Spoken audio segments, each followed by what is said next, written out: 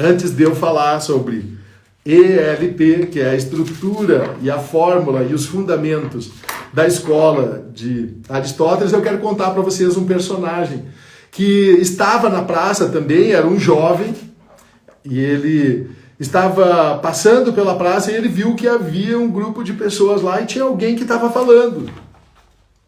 E o nome desse jovem era Demóstenes. Então, olha só que interessante.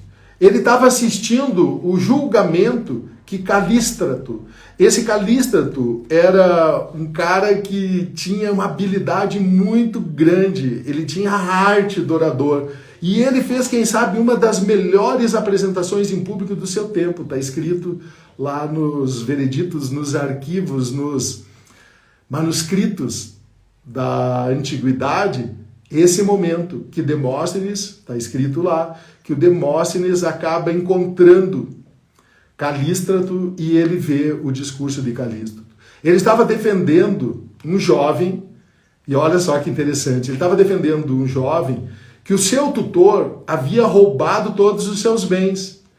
E através do discurso, através da oratória, através da argumentação, através da retórica de Calístrato, ele conseguiu reverter, fazendo com que todos os bens fossem devolvidos ao jovem. E Demóstenes ficou incrivelmente impactado. Por quê? Porque ele também havia sido roubado pelo seu tutor. Ele estava órfão e o seu tutor havia usurpado todos os bens da sua família. E ele, olhando aquilo, ele disse: uau, eu vou aprender isso, eu vou aprender essa técnica, eu vou aprender esse conhecimento, eu vou aprender essa ciência. Eu também quero trazer e resgatar tudo aquilo que me foi usurpado, mas eu vou aprender, eu mesmo irei fazer a minha defesa. E olha só, quem era Demóstenes? Um gago, um jovem gago, e provavelmente era gago pelo trauma de ter perdido os pais e ter sido usurpado pelo tutor. Ele tinha uma voz maçante, está lá nos escritos, eu fui lá e peguei. Uma voz maçante, uma voz fraca, uma voz fraquinha, não tinha voz forte. A dicção era pouco clara. Então a voz e a forma dele apresentar as palavras não eram claras. A dicção era pouco clara. Ele tinha pouco fôlego. O fôlego dele era curto.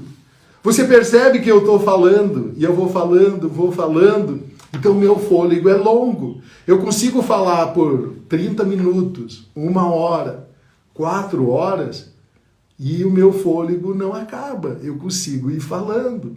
É uma técnica. E o fôlego dele era curto. Dicção clara, pouco clara, voz fraca, maçante, o discurso dele, e ainda era gago. Como que pode o cara se tornar um dos maiores oradores da antiguidade? Ei, plim, plim, pega o código aí. Quem sabe você nem tem voz maçante, fala maçante. Quem sabe a sua voz é boa. Não, Giovanni, minha voz não é boa.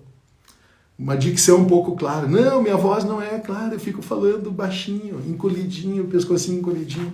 Ei, essa aula é para você. Se Demóstenes, com tudo isso, ele conseguiu se tornar o maior orador de todos os tempos. Num tempo onde os governadores daquele tempo, os políticos daquele tempo, os religiosos, os filósofos, eram todos hábeis na arte de falar.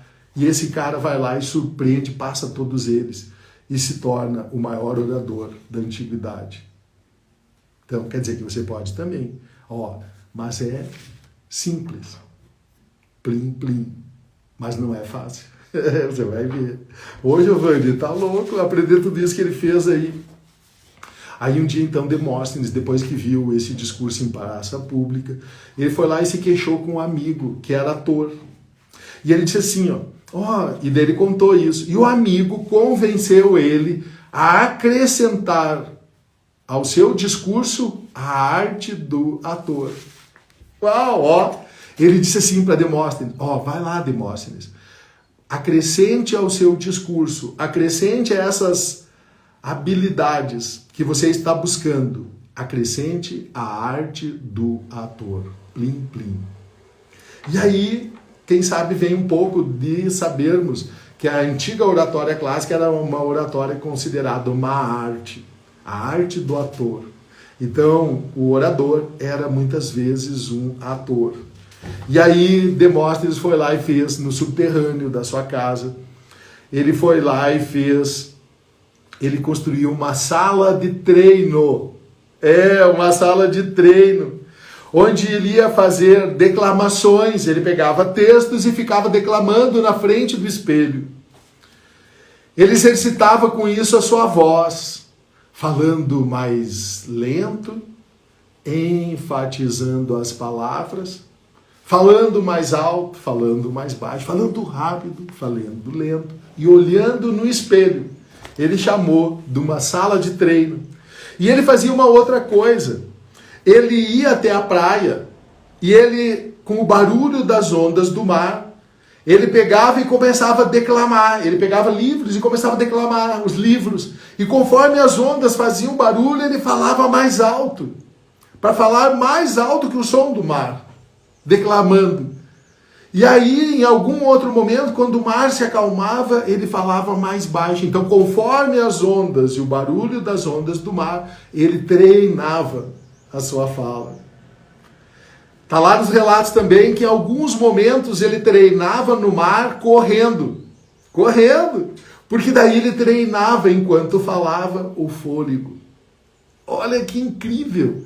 As habilidades de Demóstenes foram trabalhadas numa sala de treino no subterrâneo e no mar, onde ele podia usar os recursos da natureza para aperfeiçoar a sua habilidade e se tornar o grande orador que se tornou. Tem nos relatos lá uma coisa muito interessante também de Demóstenes. Diz que em alguns momentos ele ficava por semanas nessa sala subterrânea treinando. Diz a história também que ele cortava uma parte do cabelo, só metade do cabelo da cabeça. Ele cortava toda a metade da cabeça só. Por quê? Porque daí ele ficava com vergonha. Ele não tinha como sair em público com a cabeça metade rapada e a metade com cabelo. E ele fazia isso de propósito, porque a vontade era tanta de sair fora da sala de treino que ele acabou forçando o cérebro dele a ficar lá escondido, para treinar, para continuar. Olha a persistência e a disciplina de Demóstenes. É uma história que mostra um exemplo para nós. Muitas vezes nós ficamos só reclamando. Eu tenho voz de taquara rachada. Eu tenho vergonha de falar. Eu não vou fazer isso por causa disso. Aprende com Demóstenes. O cara esforçado, gago, voz fraca, fanho, fala maçante. Aí ele foi lá trabalhar, treinar, consistência,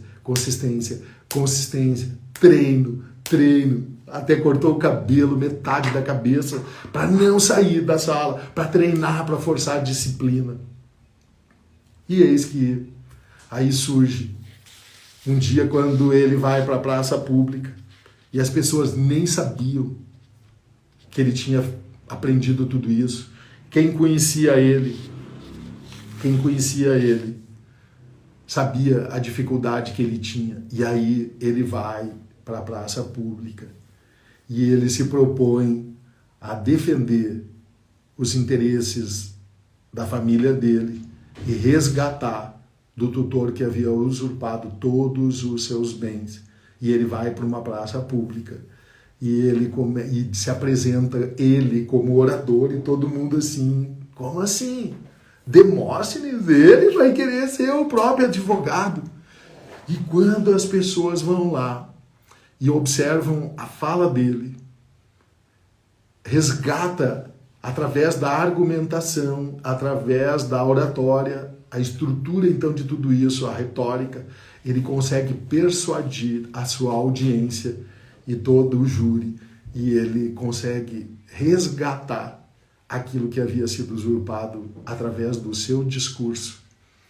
E aí ele começa a ser um personagem que a partir daquele dia muda a sua história. Então isso mostra para nós que através de uma fala, de um discurso, de uma oratória de alto impacto, de uma argumentação, de uma estrutura bem organizada, eu consigo persuadir e eu consigo mudar a minha história. Por isso que a minha oratória é oratória para profissionais e especialistas. Aprender oratória de alto impacto para levar você de aprendiz a mago. E o que é um aprendiz, Giovanni? É uma pessoa que consegue fazer apresentações de pequena e média complexidade e ela consegue fazer essas apresentações, falar lá na empresa, quando manda ela ficar em pé, fazer pequenos negócios.